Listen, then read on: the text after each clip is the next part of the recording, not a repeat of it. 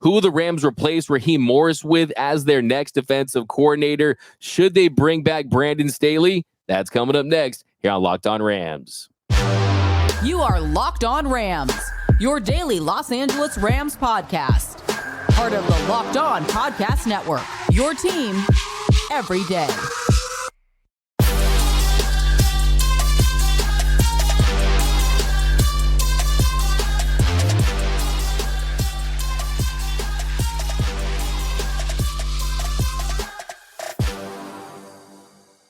What is up, Ramley, and welcome to the episode of Locked On Rams, your daily podcast covering your Los Angeles Rams, free and available wherever you get your podcasts. Locked On Rams, part of Locked On Podcast Network, your team every day. We're also available over on YouTube, so if you haven't yet, do us a huge favor and subscribe to the Locked On Rams YouTube channel. I'm trying to get to 12,000 subscribers, and we also read all of your comments. We're going to start the mailbag episodes this week, so if you have anything you want to talk about on this show, any questions for me or Travis, drop those down below in the comment section. We will feature them on an upcoming episode of Locked On Rams. My name is Doug McCain. You can follow me on X and Instagram at DMAC_LA. I've been covering LA sports for over a decade as Cy Dodgers Nation 24/7 Sports. And as always, I'm joined by the Rams pre-half and post-game show host for the Rams flagship radio station, ESPN 710 LA. He's in his 8th season. No, he just completed his 8th season. Wish it was still going on. I wish this season was still continuing for the Los Angeles Rams. But he just finished his 8th season covering your LA Rams, the People Champ, Mr. Travis Rogers. You can follow him on X at Travis Rogers. And on today's episode, what we learned from championship weekend that could impact the Rams and what we learned about that 49ers team and the Lions, who has a brighter future between those three teams. Also, the coaching carousel continues. The Rams continue to get their coaches poached after Raheem Morris takes the defensive coordinator job. Also, should the Rams bring back Brandon Staley, old friend Brandon Staley, as their DC? But first, this episode of Locked On Rams brought to you by PrizePicks, the easiest and most exciting way to play daily fantasy sports. Go to prizepicks.com/LockedOnNFL and use code all lowercase LockedOnNFL for a first deposit match up to $100. Now, Travis, let's get right into it because yesterday, an exciting NFC Championship game. It looked like the Detroit Lions were going to the Super Bowl. It looked like the 49ers were getting their kneecaps bitten off, but the 49ers come back. The Lions collapsed to a degree, and it just looked like, okay, this is a situation where you almost feel like, okay, we have Sean McVay. We have Matthew Stafford. We have the guys that have gotten us there. And I feel even better about the Rams' chances moving forward. Yeah, I think, knowing what we know now that the 2023 season is just about done. Obviously, we still have the Super Bowl to go, but especially looking at that NFC picture, the Rams are in a pretty good spot heading into next season because, like you mentioned, DMAC, seeing what we saw yesterday, knowing what we know about the 49ers, the Rams have as much of a shot of winning the NFC next year as I think anybody else does, including the two teams that we saw last night. Because, number one, they have the guy that I think is the best coach. They have if you took all 16 NFC teams and started saying, which of these coaches do you want? I think that Sean McVay comes off the board first. Dan Campbell did a great job with his team. Dan Campbell beat the Rams. So I'm not trying to throw a bunch of cold water on the Dan Campbell story, but having this, we go for it thing has to have a yeah, but attached to it, and he doesn't have a yeah, but attached to it. There was a huge mistake where he decided not to kick that field goal that would have tied the game at 27. He decides to go for it. There's another, there's a drop that Josh Reynolds, a former Ram, had a couple of drops last night, and it just seems like the mentality gets in the way of the thinking, and I think that's a big problem. Let's be honest. The Niners got really lucky. They got really lucky. Number one, that the Lions turtled at the worst possible time. And number two, ball bounces off a defender's hands right into Ayuk's and sets up a touchdown. You have a fumble shortly thereafter that allows you to go in and score more points to get the lead. It just, the Niners were very, very fortunate. The Rams still have to find a way to solve that San Francisco puzzle, but you look at the NFC and you look at what the Rams are going to be able to do in the draft and free agency and trades. Rams are in a really good spot getting ready to go.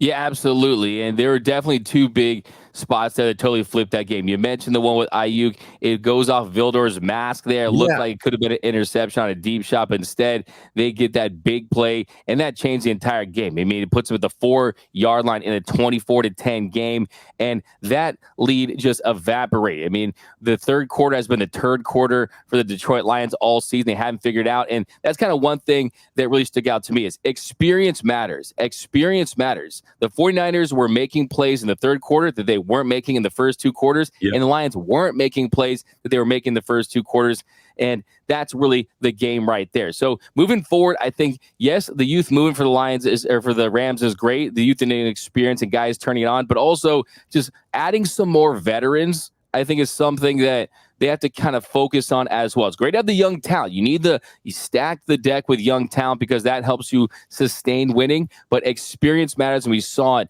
in that game yesterday. Yeah, absolutely it does. Experience at the quarterback position in particular. And Jared Goff has experience, and he was really good in the first half, and he wasn't very good at all in the second half. And this is where I think the Rams just have an advantage. That maybe if you wanted to make a case for Dak Prescott, go ahead. I guess we'd have to listen to it, but I'll take my quarterback too. When you look at Matthew Stafford and his ability to make adjustments, make throws, adjust on the fly, something that I think the Rams are pretty good at doing, I think they're in a great spot because Jared Goff was good right up until he wasn't. And when they had to have it, they weren't able to get it. And it just feels like the Rams are kind of starting that next wave again, starting to get ready with the quarterback, with the skill players and Kyron Williams and Puka Nacua, and hopefully Cooper Kupp has a bounce back season with an offensive line that functions. But you got the quarterback and you got the head coach firing the way that the Rams do. I love where they are heading into next season, and we're not even done with this one yet. And can we just talk about a little more about the Dan Campbell decision making? I mean, you look at the first half, it was okay. This is a little more of a conservative, careful version of Dan Campbell. He's kicking in situations where maybe in a couple weeks prior he wouldn't. Then in the third quarter, 7:03 left, it would have been a 45-yard kick. And considering the third quarter woes that you have, you got to kick in that situation, okay? Yep. This isn't college football. This is the National Football League. The probability, I don't care what it says, you needed points to just trying to quell that momentum that the 49ers were starting to build. I don't know if they have to call 1-800-GAMBLERS Anonymous on Dan Campbell or what, but at some point, I think he has to learn that, okay, in these situations, you got to take the points, whereas I think Sean McVay has a better sense of, okay, I know what my team needs right now. Yes, I want to be aggressive, but also know the importance of just getting points, having a kickoff, and just settling things down, especially on the road. That's why I had to get even more appreciation for McVay after watching yesterday. I love that, especially on the road, like you said, right? That this is a game that if you just keep, it was a 17-point game at the half. They score, and now all of a sudden it's a 14-point game. You put it right back up to 17 again in the third quarter. You just burned 2/3 of a quarter off the clock, and you still have your 17-point lead. They didn't do it. Points are incredibly important. Momentum is incredibly important. Like you mentioned, the Lions gave back whatever momentum they had in the first half, and they had all of it, right? All of it. I liked the decision to kick the ball on that 4th and 2 towards the end of the first half. That felt like the right decision to me. Go up another score. And they decided not to do it there in the third quarter, midway through the third quarter. I thought it was a mistake. And I guess Dan Campbell has an identity, and his players clearly love him. The city clearly loves him. But that was the decision that I was hoping he would make against the Rams. It just took another couple of weeks, and he made it against the Niners. That decision that you go, that right there, that's the one that cost his team the football game. And here's the thing, though, Travis, even if the analytics say, okay, you have a good shot of converting that, Reynolds drops that, right? Yep. Guess what? The analytics don't account for, is that going to be a drop right there, right? I mean, that's when you factor in the intangibles, the pressure of the NFC Championship game in that situation. And on the road and momentum. These are things that just don't really factor in. Like you needed to stop the bleeding. The 49ers finally had a little momentum going there. And if you score points, they're right back to where they started. That whatever momentum they had generated in the early third quarter is gone, and now you just got to play a quarter and a half with a 17-point lead, and I like their chances to do that, and they let it slip through their fingers. 100%. We've gotten some Lions trolls down below in the comment section ever since the Lions have beaten the Rams, talking about how Campbell is better than McVay and Goff is better than Stafford. And I did respond a couple times with the Locked On account, which I've never done. I said, call me when you make it to a Super Bowl or win a Super Bowl. I have not received a call this morning. I don't know. Do I have it on Do Not Disturb, or what? Did I not pay my Verizon bill? I don't know what it is. I have not received a call this morning from any of those Lions fans. But yeah, big takeaway, feeling really good about the future of this team. We'll kind of unpack the 49ers in a couple of weeks and kind of what this means for the Rams. But coming up next, the coaching situation is getting very interesting for the Rams after it looked like it's going to be a lot of continuity, some big decisions for Sean McVay. That's coming up next here on Locked On Rams. PrizePicks. Have you done it yet? What are you waiting for, right? PrizePicks is fun. It is incredibly easy to use, and you're going to have a great time doing it. Can you pick more or less on between 2 and 6 players?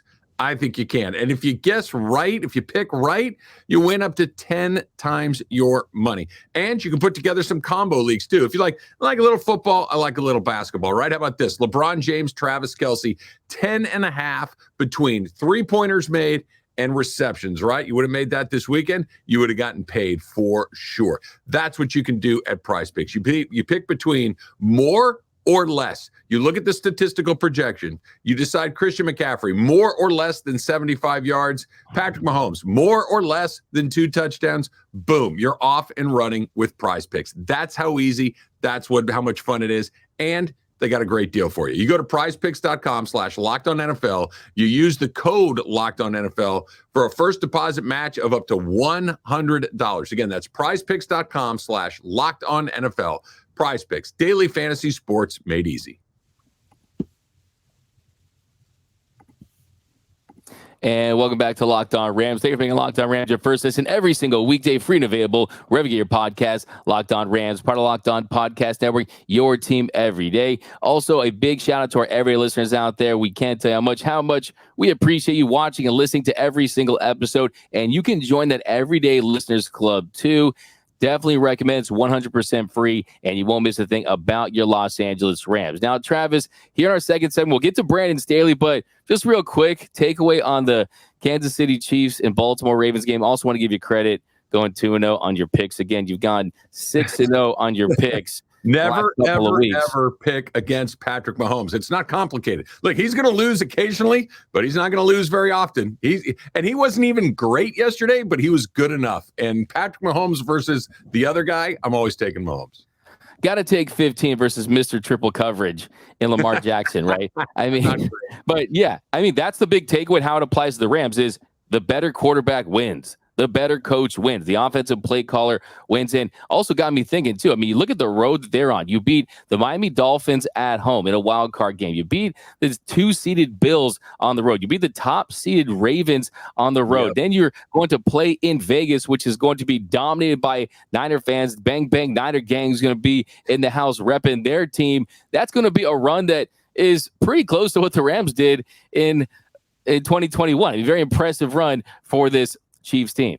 Yeah, and look, the Chiefs coming out of the AFC every year, and obviously, like we talked about, Patrick Mahomes is the class not only of his conference, he's the class of the entire league. But think about what we got a little Jordan thing going on here, right? Because look at what else is happening. Think about Reggie Miller and Patrick Ewing and Charles Barkley and Karl Malone and all these guys that could never get over the hump because 23 was standing there.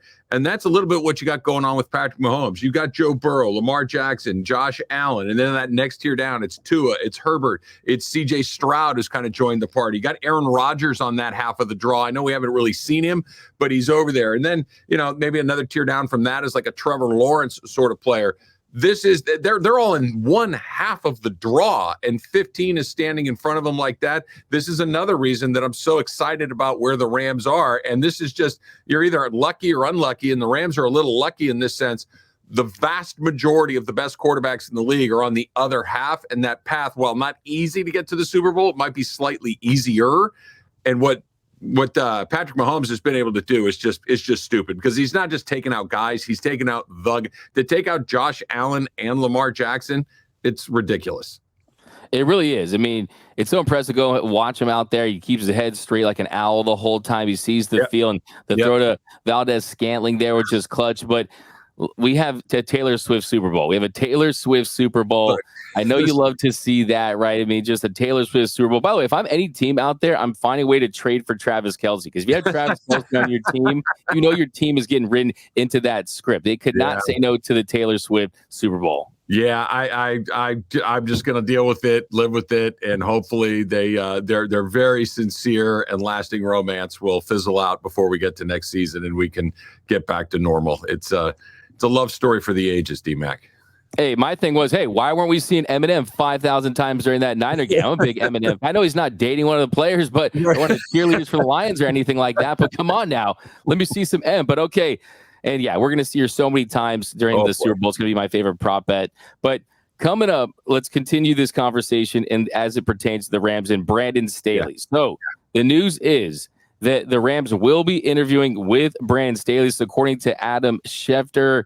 And he's also been interviewing with the Packers, with some other teams out there. Now, with Brandon Staley, for me, he was really good in 2020. That defense was stacked. You had tons of talent on that team. You had Aaron Donald, you had Jalen Ramsey, you had tons of Michael Brockers, so many good guys on that team. And the first thing I want to say is, look, I'm not going to give it the Randy Jackson. That's a no from me, dog. I'm actually open to the idea of bringing back Brandon Staley. Hear people out there, he was trash with the Chargers. He was trash with the Chargers. Guess what? Look at the game we watched yesterday. Steve Spagnuolo, first defensive coordinator, terrible head coach, then a great defensive coordinator with a new team. I think there is a world where Staley could be serviceable to really good for this Rams team as defensive coordinator if they go that route. There's a phrase that I've always really liked that I've heard my NFL colleagues use, and that is some guys are just darkroom guys. And that means they sit in a little office in the back of the facility with the lights turned off and watching the film over and over and over again. And they're looking for one little thing that gives their team an advantage when it comes to coordinating a defense. They're not guys that stand in front of the whole team. They're not guys that stand in front of the media. They're not guys that make decisions in real time in NFL football games. They put together game plans. Staley might be a darkroom guy. He clearly was I'm not even trying to pile on the guy, but just a complete failure as a head coach. One of the worst we've seen in a really long time. They're not hiring him to be the head coach. They've got the head coach. They've got a head coach that is incredibly secure. They got a head coach that knows exactly what it is that he's doing. And I know I'm repeating myself. The everydayers probably know what I'm about to say right here. Sean McVay's superpower is finding really good assistant coaches. Sean McVay hires the right people for the right jobs. If Sean McVay likes Staley in that role, I love Staley in that role. If he wants to come back and Sean McVay's on board, I'm on board. You don't need him to manage your fourth downs. You don't need him to manage your clock. You don't need him to put together an offense. Sit there, coordinate your defense, put it together, and let Sean McVay steer the ship. That's a fine job for Brandon Staley. And if McVay likes it, I love it. I agree. And he already interviewed with the Dolphins, the Packers, like I said. So there are other teams that want him. And that to me is a measure for sure when it comes to a coach. If other teams want, if other big teams that want to win Super Bowls want that coach, then it says, okay, there's some demand there, right? Not a lot of people lining up to interview Chip Kelly for head coach. And I don't know why Chip Kelly's become the butt of like every joke I have on the show, but look, I don't see people line up around the block for Chip Kelly. So it's the same with Brandon Staley. They know what he can bring. I love what you brought up right there. Not all guys have that motivational element to their coaching style like Sean McVay does that gets you to run through a brick wall, to have all the sayings, the me, not we, right? That's just not for everyone. That's what really separates elite coordinators and head coaches. That threshold right there is how much can you get guys to buy in. Brandon Staley doesn't have that leadership buy-in factor, but he's really good when it comes to scheming and running that style of defense. Now, you look at the Chargers, right? 28th in defensive EPA this season, 19th last year, 24th in 2021. I mean, you look at the numbers, they haven't been pretty, but even though they have invested a lot defensively, that roster had a lot of holes on it, guys that just didn't work out. Staley, of course, like we said, he had John Johnson III, Darius Williams, Michael Brockers, Aaron Donald, Jalen Ramsey, but he was also really successful. That Rams defense that he has, they were number one in defensive points and yards allowed. So I'm absolutely open to the idea. Me too. And look, Aaron Donald's coming back. Coordinating a defense with Aaron Donald is a plum position because, maybe he's not the A quadruple plus he was for the last 2 or 3 seasons, but he's still an A plus. We might have taken a couple of pluses off of it, but I think what is interesting is, like you mentioned, there are other guys that are not there, that Jalen Ramsey in particular is not there. What do you do when you don't have a player like that? But you do have a Kobe Turner, you do have a Byron Young, you do have some draft picks that could be coming your way, whether that's used on an edge, whether that's used on corner, whether, safety help, whatever it may be. I think that defense will be better a year from now, or at least put it to you this way, more talented than maybe it was this year. And if you're starting with 99, that's a pretty good place to start. For sure. And like I said in the last episode, look, 3-4, that style of defense, bend but don't break. It actually does work. You just can't go 0 for 3 in the red zone. Yep. So see people freaking out there saying, Brandon Staley no, that's not the case. He's still a talented defensive coordinator. If they cut to Brandon Staley during Rams games, I won't be mad as when they cut to Taylor Swift during the Chiefs games. And I don't know what's about that. I don't even know really what's happening with that with the tail. I don't know, not really working in here, but a little technical difficulty. We just got the NFL hacked our stream right here. But coming up on our final segment, Travis, more coaches, they might have to replace another coaching job because of the Raheem Morris Falcons hiring. That's coming up next here on Locked On Rams.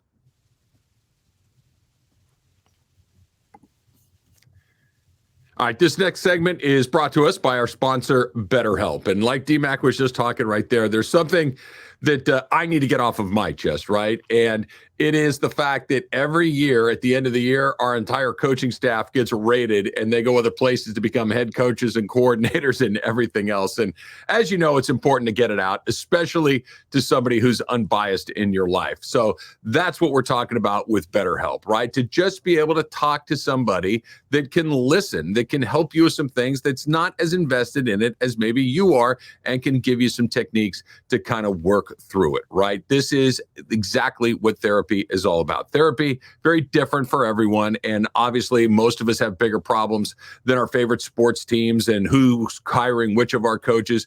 But it is important to get things off of your chest. So if you've been thinking about starting therapy, give BetterHelp a try. It is entirely online. It's designed to be flexible and suited to your schedule. And if you don't click with the therapist that you first go with, you can change, no problem at all, at no charge. So visit BetterHelp.com/lockedon to get 10% off of your first month. That's BetterHelp, HELP.com/lockedon. And welcome back to Locked On Rams. Thank you for making Locked On Rams your first listen every single weekday, free and available wherever you get your podcasts. Locked On Rams, part of Locked On Podcast Network, your team every day. Now, Travis, here in our third segment, some more coaching decisions for Sean McVay. The LA Rams passing game coordinator and quarterbacks coach Zac Robinson will be the Falcons' next offensive coordinator. Now, Robinson, he was definitely a popular offensive coordinator candidate for a lot of teams. He was interviewing for several teams around the league. So it was only a matter of time, but the Rams are going to have to fill that spot. And like I said, the big talking point for McVay in his press conference at the end of the season was, we're going to have continuity in this coaching staff, but he's going to have some decisions to make. And here's another one. Yeah, look, I guess if there's a silver lining to this is not the first time that he's been through this. We basically every year that he's been a head coach in the league, at the end of the season, he's got to restock the cupboard with new assistant coaches, frequently with new coordinators, because, in this case, Raheem Morris gets a head coaching job. He's going to pull one of the other assistants with him to go become his offensive coordinator. This is something that Sean McVay has been through before. I think that he's excellent at identifying coaching talent. I think that he's excellent at surrounding himself with people that are not just there to go, yes, coach, and sure, coach, great idea, coach. I think there's people there that will challenge him, that will push him, that will make him think about what it is that he's doing. And I think he'll do it again. I mean, you ask him to do it year after year after year. Eventually, you're going to miss on some guys, I guess. But so far, he's been incredibly good at replacing both coordinators, position coaches, and I think he'll do it again. I especially like is probably the wrong word, but I'm more comfortable replacing offensive coaches simply because the offense runs through Sean McVay. It's Sean McVay's offense. It's his philosophies. It's his ideas. And whether it's a quarterback coach or an offensive coordinator or whatever it may be, that's really Sean McVay's area of expertise. So whoever comes in to do that, I know that Sean McVay is going to be helping him along and kind of guiding him. So I'm sorry to see Robinson go, but at the same time, I know that they'll find another player or a coach, I should say. Yeah, I agree. I mean, the reality is that I think this is more good than bad for Sean McVay because now that coaching tree has another branch, right? It's another feather in his cap. And anytime that happens, those guys are going to get the first dibs. I'm not going to go out there and say, hey, Raheem, go find your own guys or anything like that, right? I mean, these guys are going to try to give guys opportunities, and that's exactly what he's doing. I think Jake Peets internally, Rams pass game specialist, that's a route you could go. I see Byron Leftwich's name kind of float around there. They're going to be fine. It's not going to have a massive impact, especially, like you said, on the offensive end, because we know that it's about accumulating those ideas and having that collaborative spirit. But at the end of the day, this is Sean McVay's offense. And also, you have an experienced quarterback in a Matthew Stafford that really, I think, makes this not that big of an issue at all. Yeah, if this were trying to break in a new coordinator with a new offensive line, with a new quarterback, with a bunch of rookie, skill position guys, then maybe it's a little bit more complicated than all of this. But again, I think the other thing that the McVay tree has done is it's attracting really attractive candidates, right? That it's not just where you have to find a guy because you have to find a guy. The very best in the business want to work for Sean McVay. They know it's the fast track to getting a head coaching job, to getting a coordinator's job, that if you are in his orbit, if he reflects some of that light onto you, you got a chance to go become a head coach. So I think the very best are looking to join that staff, and that's another good thing to feel, or a thing to feel very good about as a Rams fan. Agree 100%. Now, look, Rams fans, look at NFL fans. You can do a show about the NFL, a program of the NFL without getting any Taylor Swift signs. It's not going to cut away to Taylor Swift at all. No T Swift. What? Wait, did we get the Swifties hacked us? The NFL. What is up with that? I mean, come on now. I mean, here she is. We can't avoid this lady. I see her. I opened my fridge. It's Taylor Swift. I opened my microwave. It's Taylor Swift. And now she's infiltrated Locked On Rams. I'll call the tech people. We clearly have been hacked, Travis. So I'll work on that. But that's going to do it for this episode of Locked On Rams. My name is Doug McCain. You can follow me on X and Instagram at DMAC_LA. And as always, you can follow the People's Champ, Mr. Travis Rogers, at Travis Rogers. And until next time, whose house? It's Locked On Rams house.